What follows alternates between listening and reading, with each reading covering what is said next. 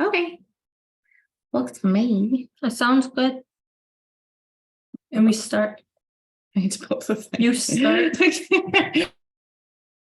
Oh no. Annika's not allowed to touch. Things. Good Lord. Make it for Oh my God, what are you doing? What What are are you doing? Shanika, don't flip it. like that. No, Calm down. It's all good. It's all Gucci. Okay. Yep, that's right. Oh my Okay. God, what are you doing? Why do you have to keep touching me? Shanika. We just wanted to face that so it captures the most audio as possible. Okay, you guys, I hope we're still on. Yeah, Yeah, yes, okay, let's continue. Okay. Hello, friends. It's Caitlin and Shanika with Get Checkered. Get Checkered is part of the Alberta Podcast Network, locally growing, community supported. We're here to talk about the Spanish Grand Prix. A little late, mind you. Caitlin was kind of the perfect segue. What were you doing over the weekend? Well, yeah, so it all started, let's go back a week.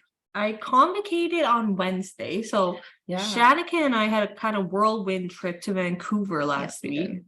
And got back like late Thursday, and I was just super tired on Friday. I don't know about you, but I was like, I could have driven down to Crow's Nest Pass on Friday, but I chose to only drive on Saturday morning after a good night's rest, and I was still hella tired. I mean, on Saturday morning, so it is what it is. But yeah, went down to Crow's Nest Pass. Did some mountain biking down there. It was exhausting. I am not that in shape. The uphill destroyed me, but the downhill is really fun. Classic. Yeah, and then back late Sunday and didn't watch the race out there. Technically, they did have phone service, just no Wi-Fi. And so I'm like, do I use up all my data? Not worth it. Yeah. Especially here in Canada, our phone plans are way too expensive for what they are. Exactly. And like, I have the plan in my apartment, so I just waited till I got home on Monday after work and watched it, yesterday. But I saw them, to be honest, like I knew the big what happened on Sunday. It's fine. I'm all about spoilers, to be honest. Okay. But yeah, that's kind of where I'm at. Yeah. What about you, Shani? How was your Honestly, very similar. Like Caitlin and I've seen a lot of each other last week. But no, I like equally exhausted, to be honest. I got to see my lovely partner, which I have not seen him very much. We don't live together or anything like that. So we, effort needs to be put into seeing each other. And for the last few weekends, I've been at bachelorette parties, flying into Vancouver. So it's just been a lot. So it was nice to spend time with him. But like Caitlin, like you, I got like no sleep, and the best sleep I got was last night. I like passed out at 8:30 and woke up at like 5. Nice. So it's finally feel caught up, but yeah, just like an easy week. I don't know. It's gorgeous weather here in Calgary. It's so warm, and I know that people always say weather talk is small talk, but it's really not. In Calgary, the weather's insane. It's exciting, and we love summer, especially when we have the cold winters that we have here. Exactly. So we're like high 20s. I thought we were going to hit 30. It's like 29 later this week. Less. Although sunscreen, folks, safety moment. If you want to protect your face, put sunscreen on. Put it on your neck too. You don't want a leathery neck when you have a pristine face. Anyways, that's my little side piece. Absolutely. But yeah, I feel like not too much actually went on in F1 this week. We came from, it was Monaco last week. Oh, for those of you watching the video, you get a glimpse of Clover. Clover, say hi to the fans. Yeah, so we came from the week at Monaco, and we're back over the pond in Spain this week. What kind of news do you know that happened? I didn't see too much, just like the usual stuff leading up to the race. There was this really sweet video of Valtteri being asked, the question was like, aside from Joe, who's like your best friend in Formula One, and Valtteri was like, yeah, aside from Joe, he said Lewis. And it was just like the sweetest thing. He said, yeah, like I think everything's a bit more relaxed now since we're on the same team. We still travel together when we have the opportunity to. So they just kept their friendship going, and it seems like it's healthier than ever, which I really, really love. That is cute. Yeah, but that's like not really news, I guess, because it was like still tied to the Spain Grand Prix, but I just thought it was very sweet and led up to the race. I follow Valtteri on Strava. You follow him on Strava? I feel like yeah. that would be like shitty to see him do all the things that he does. Yeah, it's a little bit. He too fit. Yeah, I was like, I would not want to see that. He is always doing like all these serious bike rides, like actually a good amount of elevation. Then I'm like, I would pass out. Yeah, having to do that. But of course, I bet you it's with his partner Tiffany because she's a big biker. So I mean, something to do together is cute. Oh, some like sort of breaking news, I guess. Apparently, F1. There was a hope that they would race in South Africa. I think Lewis he said that's the one he really wanted. Yeah, and it turns out they're not going to do it. Makes sense though, political issues. So that's fine, but it's just kind of disappointing. I think we'd like to see some movement, more races around the world. Yeah, broke down over financial details involved in the deal. Interesting. Sounds like it's just typical, right? It's just what's going to happen. Interesting. Talking about money leading into contracts. One of the things I heard going on, and I don't know if it came out of the Thursday press conference or some other time this week, but it came up that Lewis was going to be in talks, I guess, with Toto about contract extension at Mercedes. And so if you guys remember last week, we were talking about the rumor mill going crazy that Lewis was going to go over to Ferrari. He didn't specifically name drop that as like, don't listen to that. But pretty much him saying like, I'm going to talk to Toto about contract extension. It's pretty much, unless things go haywire in that conversation, I think we can probably safely say Lewis is going to stay at Mercedes. Yeah. And then we'll get into it, of course, later on when we talk about the race, but like good reason, because if Mercedes keeps this up, hopefully he can start contending for wins again. And that's what he's waiting for. Well, that's what the team wants to. So I just don't see him going anywhere, to be honest. Like Mercedes is Lewis Hamilton. Lewis Hamilton is Mercedes. So I think it just has to make sure the check is right at the end of the day. Okay, but seriously, like I respect Lewis Hamilton a lot. But I'm also at the same time, like, how much do you have to ask for a lot of money? Do you really have to have that much money? Do all these drivers really have to have that much money? I also think that like the leverage kind of goes because in the last year he's really struggled. And yes, it's been the car's been a tractor. But if you're like contending for wins and winning, I think you have way more leverage. And I actually think the leverage is with Mercedes right now. Yeah, we'll see. I think Lewis will still try to say he has the leverage though, for sure, with his brand power for Mercedes. True. And the 8 wins, or is it 7? 7-time world champion. He's not quite at 8. Okay. But seriously, like what do you need to do with that much money every single year? Sure. And then oh no, the fact that all the drivers like live in Monaco so they don't pay taxes. And here we are getting nailed. I know. Caitlin and on taxes year I think after we shared year. last week, but we got nailed this year for taxes, which is good. We're willing to pay our fair share. Exactly. Like we're paying taxes because but we're paying our fair share and they're not paying their fair share. That's the issue. Yeah. It's not, it's like the margins. They could still live happily off of paying their taxes and whatever is left. Yeah. It's like it's shit tight squeeze after we pay our taxes. Yeah, if you're not part of the 1%, it hurts. So anyways, that's a nice side tangent. But honestly, like I think that's all the updates that came up, to be honest. It was pretty quiet. Which is nice. I think post Monaco, that's always like so buzzy and crazy. It's nice to have like a chill week, no parties, no nothing, just chill. Right.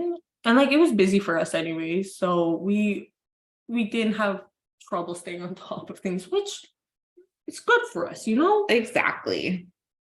Shanika and I would have been beating ourselves up if we missed some good stuff, but we didn't. But okay, one other thing, kind of segue off of weekly updates. Track facts, we've definitely done Barcelona track facts, but there was a change to the layout this year. Hence, it was a pretty exciting race actually. So, how they changed the track though this year, and this is pretty much all worded from f1destinations.com. The final sector reverted to the original configuration, which was last used in 2006. The final chicane was removed for this 2023 race. The track's high-speed sweeping right-hand corner turn was utilized instead, and that was left there since 2006. I think it's been raced by other motor series since. But ironically, the chicane was originally introduced in 2007 to improve the overtaking opportunities, as well as being in a bid to increase safety at the track. However, the nature of the corner has been a major contributing factor to often forgettable races taking place at the track. And that's very true. It's often a very boring race. It was quite mid, honestly. It was mid, but there was at least overtakes. Yeah. When I think of the Spanish GP, I think it was the one between Lewis and Max, so 2021. And it was here, and I think they had like a pretty intense like back and forth, I want to say. Lewis ended up, I want to say, taking it. But I remember like that Spanish GP was exciting for that reason. But honestly, any 2021 race was exciting, let's be honest. Yeah, truly. It's just what my brain goes to, but it is often forgettable for the most part. But yeah, anyways, I, being in Crow's Nest, didn't watch qualification either. So I'm getting Shani to kind of give us an update on that one. Yeah, so qualifying was like interesting, just because some people were at the top that we don't typically expect, and some people are at the bottom that we don't typically expect. So it was all in all like a good little watch. Mercedes was a mess. So both drivers almost ended up in the gravel. They actually hit each other. It was interesting because Lewis was like, okay, I just have damage on my car. But then George hopped on the radio. He's like, you didn't tell me that there was anyone like near me. Total thing. It was just like miscommunication. He lost a little bit off like the end plate, but nothing crazy. With the normal top performers performing so poorly though, it'll open up a lot of opportunities. So I think the biggest surprise for everyone was Pierre Gasly actually not the biggest surprise, one of the biggest surprises. Pierre Gasly was in P4, but he unfortunately had a grid penalty. Why? It was for impeding something. I just don't know if it was this race or like last race or this one. But 6 grid penalties is a lot. But biggest surprise, Lando Norris, P3. Super exciting for McLaren. Obviously, they've struggled in the new car era in general. Specifically this year, just not been going well for them. So I think a lot of Lando Norris fans were probably excited to come race day to have him in P3 and the opportunity for something new and exciting. Unfortunately, that didn't really happen. Spoiler alert. But it's exciting to see that like Lando kind of getting back up there, even if it's just on quali 1 lap times. But yeah, hopefully, like, because we're what they say this is round 8. I cannot remember if that includes Imola being included or not. Whatever, this being round 8 out of 23, we're still not even halfway through. No, technically. Damn, it's gonna be a long year. But yeah, so it's Lando getting up to P3 in quali. Now there's still room to grow for the rest of the season. So actually, Shanika, you brought up a very good point, and something that I recall hearing from the commentators, and they had a pretty hot take on this. And I was thinking like, wow, do you like want to do a podcast with this? Because we love hot takes. But yeah, they were saying like after the incident between George and Lewis, and like George saying like, you didn't tell me anyone was there. It's like they brought up the fact that George seems to have like his Achilles heel, they called it. They were like, he doesn't know how to like check behind him and like use his mirrors. And they were like referring to the Imola 2021 and then this one, and they might have referenced another race. So is this a consistent thing with George? It's like a George thing, and he just like doesn't check. And I'm like, George, that's safety problem. Yikes. But anyways, that's what they shared. Yeah, not great at all. No. Come race day though, I don't know. I think we're gonna end up with some exciting things. I think so. We kind of Have some like tea too. So yeah, it's a dog's breakfast of a race day section. But anyways, yeah. we'll start off with honestly how we're going to remember this race. And for me, how I'm going to remember this race is like Mercedes actually did very well. Yeah. And surprising everyone. On the Mercedes train, George just being absolutely hilarious, thinking it's raining and it's just sweat. And I'm like, that is so actually funny. I love that. That is something a regular human would do too. Yeah. They were sweating. Like, oh, it's raining. No, it's just sweat. And it's so funny the fact that it's like that goes out to the whole world. He said that. It's like, yep. But how are you going to remember this race? I mean, yeah, Mercedes doing well. To be quite frank, the Shakira spotting is what I'm going to remember, which we'll talk about. But it was also fun to see what you dropped down here, which was like Alonso continuing to play the sort of big brother role that we saw him play the last few races, just with Lance and telling him, okay, like check this turn, or this is the best place to pass, or things like that. He continued that, and even in the post-race interview, he was saying like, you know, it was either going to be 6-7 or 7-6. So for both drivers, like it was going to be like an inverse of one of the two. And he'd already damaged like a floor already, and he just didn't want to do it again, and he didn't want Lance to do it. So they just kind of like chilled. Yeah, they like went on and pretty much said like, was it them telling Alonso he had the speed to pass Lance, and he's like, no, I'm good. Which is wild. And the commentators are like, oh, you would not expect to hear Alonso say that. I'm like, you wouldn't expect to hear any Formula One racer to say that. Yeah. But and then they got onto like conspiracy theory, and you know how we love a good conspiracy theory. They're like, what is Aston Martin paying Alonso so that he's doing this kind of stuff to Stroll? He must be paying him a lot. Well, it's also like, what else is part of this deal, you know? And maybe he just wants to stay because the money's good. I don't know. Wow. There was also some tea, like I just don't know where to put it, so we'll talk about it now before we go into our winners and losers. But and maybe this is technically a loser. So Yuki actually finished just outside of the points, but during the post-race interview, he was like super upset.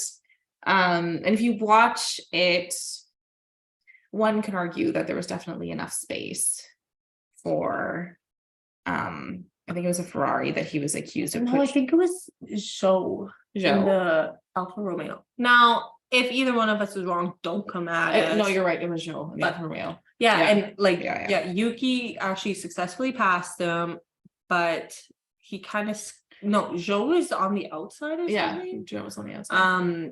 But Yuki came out successful. There was no collision or anything.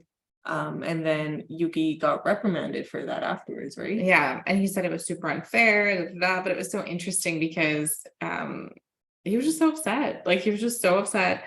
He's like, I know, I'm just like, you know, I'm just trying to like understand it, just upset from that. But he said it's just really unfair because he like Zhou could have stayed on track, was his opinion. Of course he thought that, but I just thought it was funny. I'm pretty like the commentators were saying it was unfair too. They're like, Zhou was at the point where he was like level with Yuki, I think they were saying, but like not overly committed. Like he could have backed out. Yeah. And it's two guys putting their elbows out. We've seen that time and time again. No harm done. And so that sucks for Yuki because it pushed him to what, P11 again? Yeah, so just so close to the point and then just didn't get it, which is unfortunate. Yuki, they were saying he's not finished higher than P10 this year so far. That's yikes. Like, and okay, he honestly could have finished P10 a lot more though. But he's been P11 quite a lot, which is like an ouchie spot. It's kind of like a fourth place, you know? Like just almost. Yeah, not close enough. Poor Yuki. He was also in a picture I saw because there was like a lot of very famous people at this race, as well as like the Miami one, of course, but like lots of celebrities at this one, lots of like football because we're European all of a sudden, but like soccer, football, stars. And there's a really tall guy who knows what sport he did, but they had the picture like all over the place because Yuki's tiny. And then this guy was like over 7 feet. And it was just like, Jesus, the visual of that. it was wild.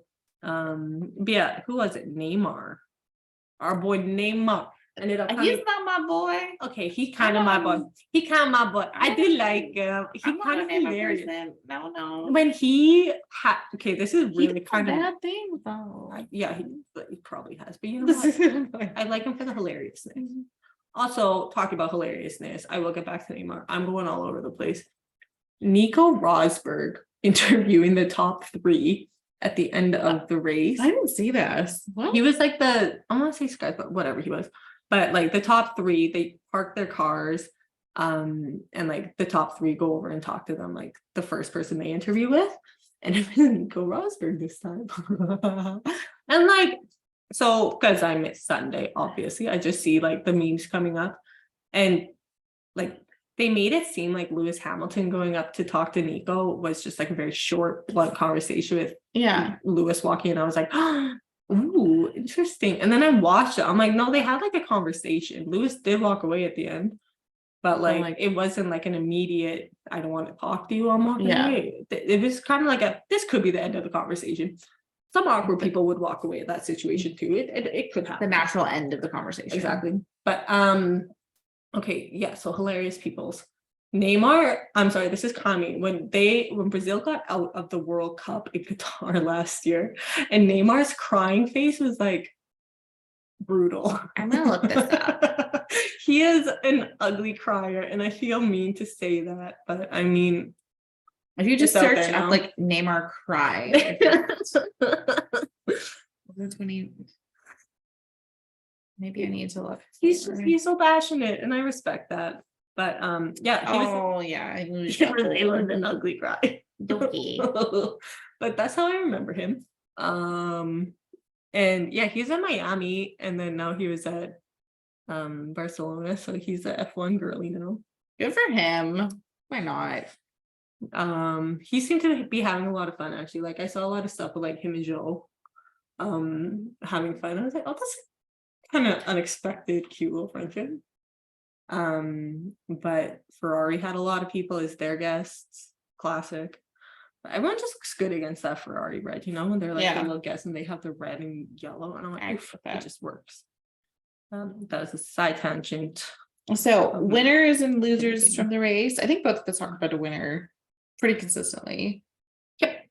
But if you can't tell, we think Mercedes a winner, potentially Lewis for potentially dating Shakira. Unsure what's going on there. So yeah, is Shakira good luck? Obviously, Piqué, you messed up. But yeah, there was, I don't know, the team made some sort of step forward. I think there's still some questions they said, or Toto said post race, just around like the big question, right? Is it the conditions? Is it the track? Like there's so many things that can alter how fast you're going or just impact the car. And even Lewis said post race that the development team said they made up like 200 or 0.2 of a second, and Lewis was like, okay, great, but today or like in the race day they showed way more than that. So they're just not really sure what's going on, but progress. And it's all because they really changed their design going into Monaco, right? But knowing Monaco, you can't overtake. It's like this, I guess, was kind of like the showing of how the new design is in a race. But they didn't do well in quali. But I mean, but props to George. Like he fought his way. He did. How many spots did he get? Do you know? He qualified. He was in Q2, so he was under 10, and he ended up literally third. So. Yeah, and they did the right strategy with the tires and everything. Obviously could not get Red Bull, but just a step in the right direction. And I saw they were all happy. Nice. Like in total, Lewis even said it too. So Lewis and Toto saying that like they know the Red Bull is untouchable to them right now. Yeah. Toto being like, I don't like saying this. But it's the truth. I mean, you shouldn't deny the truth. Yeah. As Lizzo would say, truth hurts. Yeah, and I think it's better to just be honest than delusional. You put here that there was there's race for Mick. Yeah. So I didn't know that. and this comes from, so I saw that Lewis and George actually gave praise to Mick because Mick was in the simulator pretty late, I guess, up leading to the race, which they said helped a lot with the performance. And then Toto, actually, I just saw like it was an Instagram post, and Toto was commenting kind of the same thing about Mick. So That's good. it's cute. It's nice to see him getting recognition. Good. Honestly, I didn't know or put together how short Mick was, but there was a picture of like, I know George is considered tall for F1. He's like 6'1", right? Yeah. But 6'1", 6'2". he was in the middle of Lewis and Mick, and they were just considerably down. Oh, okay. Not that that's anything wrong with that. No, guys, y'all, sorry, not guys. Y'all, I'm dating a short king. It's fine. Just say what's on my mind, okay? So a loser, who do you want to go with, Caitlin? Okay, let's go with, I'm gonna go with Ferrari, and I'm gonna touch upon Carlos. If you want to touch upon Charles, is like debatably if he's a loser, but Ferrari as a whole, I think it's a loser. Just continuing down this like downward spiral of no, I mean there is always redemption, but just like no redemption. No, exactly. And what are they? They're down third or fourth in the constructors now. Yeah. But I'll touch on Carlos because Carlos started P2 after quali. Carlos was on the front row of his home race. He had the determination to try and bring it home, and it would mean a lot for him to do that. And it's just like he ended up P5. Not the race he wanted. And honestly, it's like I remember seeing it was one of the Mercedes passing him. It was just like no effort to really try to stop it. So it's just like, is the fight gone? And yeah, in the interviews afterwards, just Carlos was saying that they literally had no pace. Like he's like, it didn't matter if I passed someone, which is maybe why the fight was gone, actually. He said that it didn't matter if I passed someone because within a lap or less than that, they'd pass us again. Because and then they would be so much farther out. Like they would build a gap so much faster. So I don't know. I feel for him. I just think, you know, he moved to but I guess the options were like what, stay at McLaren, which is shit, or like go to Ferrari, which is better than shit, but they just like haven't figured it out. And like Carlos started actually very strong at Ferrari, and I think we've seen him struggling more this season than he has before. Yeah, because he was pretty consistent last year. And like it really does scare me. I don't know if like they have the new team principal and he's not like, Carlos is not having good showings this year. Does Carlos keep a seat for next year? Whew. I don't know. This scares me. We like Carlos. I know we had Carlos as like our number one for the 2021 season because it was so unexpected how well he did. Yeah, that's unfortunate. And he was like so good last year. Yeah. Oh. And like the only times he really screwed up last year, it wasn't even screw up. It was just that his car kept breaking down, right? Like he DNF'd so many times. Charles, the same thing. Didn't really go anywhere fast. I just really struggled. And he said something interesting though, where Mercedes said that, you know, the softs were like the best pick. And we'll talk about Max later, but even Max, initially he started off on hards and he was like, it was awful. I always swapped tires, soft mediums, and it was great. Like I was flying after that. What's interesting though, is that Charles said, yeah, we were on hards and it was awful, which I'm really like, okay, yeah, we heard that from Max. So just the wrong tire. But then he's like, but the thing is, then we'd swap tires and it wouldn't fix anything. We'd swap back to hards and it would still stop, like it would get better. So they just didn't have any consistency. So a tire that should have been awful got better, but it just was not there. And again, just no pace. He was like, I just have no pace, none whatsoever. So just unfortunate. I mean, like Charles wants so bad to do well at Ferrari. He will win, but I just don't know if he'll win at Ferrari anymore. That's in my humble opinion. Does he cut the cord himself soon? Where would he go though? Like Red Bull is like the only, if he wants to win, it would it would be Red Bull. But then he's up against Max, and we have seen the trend of what the second driver at Red Bull. Yeah. Under Max. You don't really have an option. You just kind of are there. Speaking of though, we can talk about a winner. Okay. Max, aside from the tire issue, had the best time. And like Max is now setting records again. Yeah. He's won the most number of races now for Red Bull. He beat Sebastian Vettel. He's now on, because he led every single lap of this race, right? So he's like up on the top 5 now of like number of laps led ever. So it's just like, how many records is Max going to start beating? Like I think Lewis is 7. Might be, I don't know if that is that untouchable for Max. Will someone else even start? I think it, like, we have to, if they keep, I just don't know. I think that 7 is hard just because there's so many young drivers who are so talented right now That can start taking the throw from him. Do you think Yeah. they will? Because Max From is Max. literally like in a league of his own right now. It's just because of the car though too, right? Like So it's a the blend cars. of both. Yeah, so the cars will start coming up. It might take a while. 2 And years then maybe before The they driver, figure it like out. the young drivers are getting more laps under them, more experience. So Yeah, because I just think if you look at George is going to be a world champion one day for sure. Yep. Charles is going to be a world champion one day for sure. I had some hope in Lando, but it's just like I just don't think he has it if he stays with that team. I don't know about Carlos. And sorry, with George and Charles, they're gonna be like multi, in my opinion. Okay. Like win multiple times. So I just think it will be harder for Max, but it also like comes back to that freaking car. If no one can figure it out and Red Bull's the only one that can, then like I'm sorry, no one's gonna win. No one but Max is gonna win. yeah, for now, Max definitely still a winner. Yeah, he just said he enjoyed it aside from the hard tires. He was like, yeah, it was just really easy. This weekend was great. It was easy. It was fine. It was easy. All that kind of stuff. So no complaints there. And my loser is freaking Lando. But is he a loser if he knew that it was just gonna go poorly? That's like my question. Did he jinx himself though? That is a loser. Fair. Yeah, he obviously started in P3, but then finished in P17. There was a few things that kind of worked against him. One was he collided with Lewis in the first lap and actually had to go in and pit, which just like dropped him down the ranks super fast. No one was at fault really. Even Lando said like he's like, I just didn't see what happened, that the Red Bull had gone off and that everyone had braked pretty hard, like pulled out of it. And it was still going, so just caused an accident.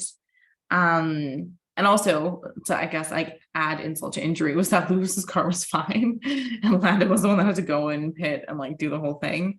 But I will say this: he kind of was the guinea pig for the rest of the race. So they put him on like different sets of tires to see what would happen, and there was a few points where he was like had fastest lap, with how quickly he was going. So some positivity there, but he also said like, you know, we didn't expect a P3. Our team's not expecting us to do anything but hopefully finish in the points. We just don't have the pace to beat like the Red Bull or the other cars. So I don't think he was disappointed per se, just because he knew it was not going to be great. I think like, yeah, Lando's definitely growing up and like understanding reality a bit more now. But it's also like, I don't know, if you put that kind of energy out there, what do you expect is going to happen? I think that's fair. So we ended the race with, we were wrong. Yuki was in P12. Oh, he was P12. Okay. Leclerc didn't even get a point that one. Oh no. So Logan Sargent in P20, followed by Valtteri, who's just been what is he doing? remarkable. He's on my grid rival team, and I'm like, why do I keep doing this to myself? So P19 for Valtteri, P18 for K-Mag, P17 for Lando, just as we said, P16 for Alex Albon, P15 for Nico Hulkenberg, P14 for Nick DeVries. Yeah, that's not ideal for Yuki. P13 for Oscar Piastri. So McLaren didn't even finish in the points. They were hoping maybe in the points. P12 for Yuki. P11 for Charles. P10 for Pierre. I actually do want to touch on this because I was also like, what happened? He was in P4. He had a little incident, a little run-in with someone. And yeah, in the opening lap, and it just made him he lose. was P4, but then he had this place. Yeah, he had the grid penalty, but within the opening lap, with how crowded it was, he also got hit and then ended up in P14. So and had to come back to P10. Yeah, so just tough for him. Guan Yu Zhou though, he said this was like his best showing. So in the points at P9, huge for him. He was really proud of himself. Esteban, similar thing that he said to the rest of the team in P8. He was like, we just didn't have the pace at all. P7 and 6 goes to Lance Stroll and Fernando Alonso, both Aston Martin cars, still high up in the points, both of them in the points, always a win. Then it's Carlos Sainz in P5, Sergio Perez in P4, and then our podium, which was Max in first, Lewis Hamilton in second, and George in third.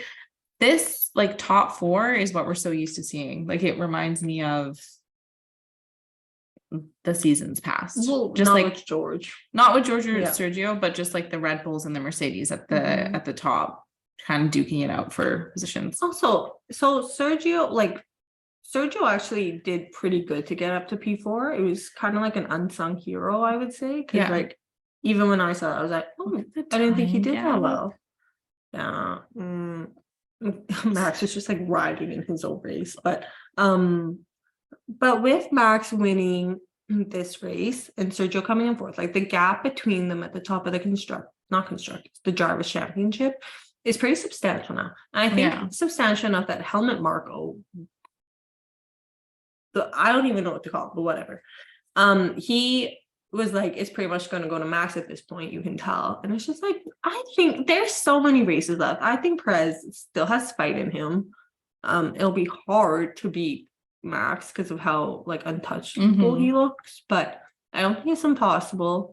I hate that Helmut says that and like just gets away with it too. I'm like, how can you be so disrespectful to people on your team? I'm not a fan, but yeah, like so Sergio coming in fourth. I don't know. Let's everyone keep cheering for Checo. Yeah. And let's hope he's getting some wins. He is the only hope to potentially topple Max Verstappen. Oh, that's cool, bro. Oh, pipsqueak, huh? He's the only hope. Just because they're the same cars and stuff like that. But the drivers, I did want to say the constructors, though, I believe swapped with this. So with Aston Martin finishing in 6-7, Mercedes was able to just move ahead quite a bit because they both ended up on the podium. So remember, where you finish in the constructors matters because it dictates how much money you get from like the giant pool of money that they have. So you want to be as high as possible, unless you're a legacy team. Williams is back in 10th place. They were not there last year. Where would they have been? I thought they were 7 or 8 last year. Really? Yeah. Well, we don't even. Oh, we can look this up. Nice. Yes. We can fact check ourselves in real time. They were 10th. No, they were 10th, but they had 8 points. Okay. Okay. Keep going back. I swear I have to be right one time. One time I do a hot dot. Oh, they were 8th in 2021. Okay, you guys. I'm not that crazy, but was Haas surprisingly good last year? Was that it? Oh, Haas came in 8th. Alpha came in 6th last year. This was bad for Alpha. Alpha coming in 9th with Pierre and Yuki last year. That car though is not good. And Alpha's 2 points this year. Yikes. Behind the Haas. Like the car's just not good. At the end of the day, the car's just not good. So yeah, the next race though is, where are we? Montreal in 2 weeks. We're going back and forth with holding like a little watch party just because it is on Father's Day, so we're like unsure. But once we come to a decision, we'll make sure we post it everywhere so people can come join us. Yeah, it could be fun. But yeah, I guess 2 weeks. We'll see what we can dig up in the next 2 weeks for the next episode. Yeah, have some fun weekly facts for you guys. Okay, well, I got nothing else. Yeah, I think I'm good too. Well, friends, we will see you, or you'll hear from us at least next week. And until then, stay checkered, amigos. And we'll talk to you soon. Sounds good. Bye. Bye, everyone. What are you doing? Oh, right. There it is.